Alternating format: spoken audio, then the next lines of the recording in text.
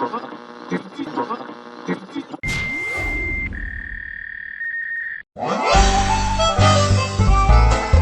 and ride, Big Bunyan ride, no place to hide. Big Bunyan ride, come on inside, Big Bunyan ride. You know, this song needs something, and I'm gonna turn it up again just so I can add it. See if you can hear it. Here we go.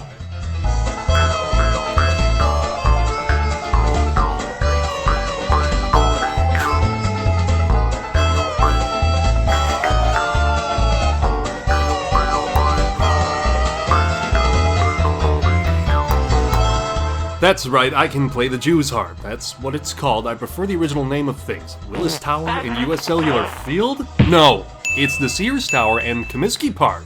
It's a good way to see how clueless someone who's not from Chicago is. Friggin' tourists. Sometimes you take a tour of a graveyard. During this tour, you find the grave of Ludwig von Tokentaker, which has a shiny gold token and a slot to put it in. After you do, a giant evil CarnEvil appears. This is when you grab a gun from the shooting gallery, and then you end up in a situation where there's no other possible way out of it than to start shooting at everyone involved. Survive it. This is one of those games that's designed to immerse you right away. Before right away even, since just putting a quarter in a machine is covered in this game, since putting a token in a slot activates the CarnEvil in that storyline, and in reality, you're gonna have to do the same thing to activate the game. Now that's what I call meta. Otherwise, here's a gun, shoot at the things on screen, pick from one of 3 levels. Being that this is a carnival setting, it's going to include many strange enemies. Well, if you go to the haunted house, there's going to be zombies since they fit right in. This is the case with all the other levels too. What you would expect to see in that premise is what you're going to see. Freaks in a freak show and other various evil carnival jobs in Rickety Town. You've got your evil Christmas elf and evil, Mr. Smiley and evil food court teenagers mooning you. For serious, right there. I love games that know what they are right from the start, as if they were often laughing about some of the enemies they were proposing to add to this game while in development. I mean, why would there be a Christmas ride in a presumably Halloween-based game?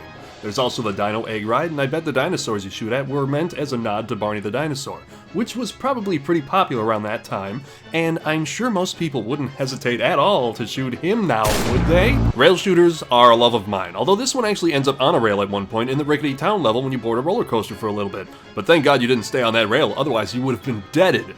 I wonder if that was Midway's jab at other rail shooters, since this one had full motion video, not just layered backdrops. This is how most other shooter games had been made before this. It really did heighten the experience. It felt like you were jumping around and in motion rather than just somehow strafing to the side and shooting in that very comfortable stance the whole time. Let me just correct my back after this wild shootout, which I just walked sideways through the whole time.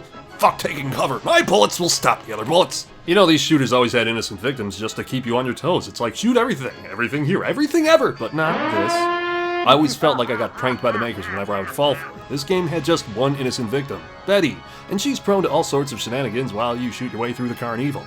There she goes in that ride, there she is running in circles, here she is being killed by a zombie, and not even 3 seconds later, there she is being abducted by a spider. Screw continuity, this is a rail shooter, damn it. Oh, Betty, what adventures will you get yourself into next?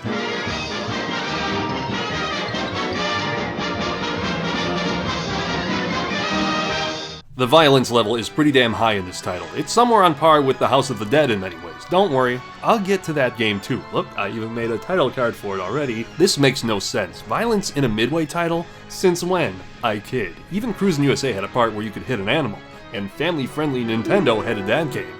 That one will have its day too, although I didn't make a title card for it yet. There was the one censorship option put in the game. Just the one. At the end of the Freak Show level, you'd fight a gigantic deformed baby. I guess there may have been some controversy over this. Over a game. By fucking Midway! So the game had a switch where you could change the boss to a gigantic evil teddy bear instead. There. Now it's family friendly. Never mind the zombies throwing mutilated corpses at you still, or the fast food zombie being dropped in a vat of boiling oil still, or the elves whose lower half is still walking around after you shoot off their upper torso still. It's family friendly now, because you changed a giant baby into a giant teddy bear! This game has a great atmosphere for a spooky zombie carnival, and it's gonna get you immersed. The graphics are good for the time it was out, and every enemy reacts to where on the body you shoot it. When looking up the music for this, I think that you could replace the entire soundtrack to Beetlejuice with it and not even notice. It had that Danny Elfman feel. Granted, I'm sure he didn't make the soundtrack, but I'm even more sure it was inspired heavily by his music. I mean, the game is a dead man's party. Who could ask for more? Everybody's come and leave your body at the door. Halloween 1998 brought us this game's release, which makes even less sense as to why the Christmas ride was in there, but whatever, Midway, you over-the-top silly company. It never ends with you, does it? This is their style, and I've been all for it since the first time I saw Mortal Kombat. It deserves a quarter. It deserves a few even. This game is fun. I even think it's one of the few I actually beat in the arcade, and enjoyed the entire ride. That's a CarnEvil joke I made there. Hold your titters and chortles, please.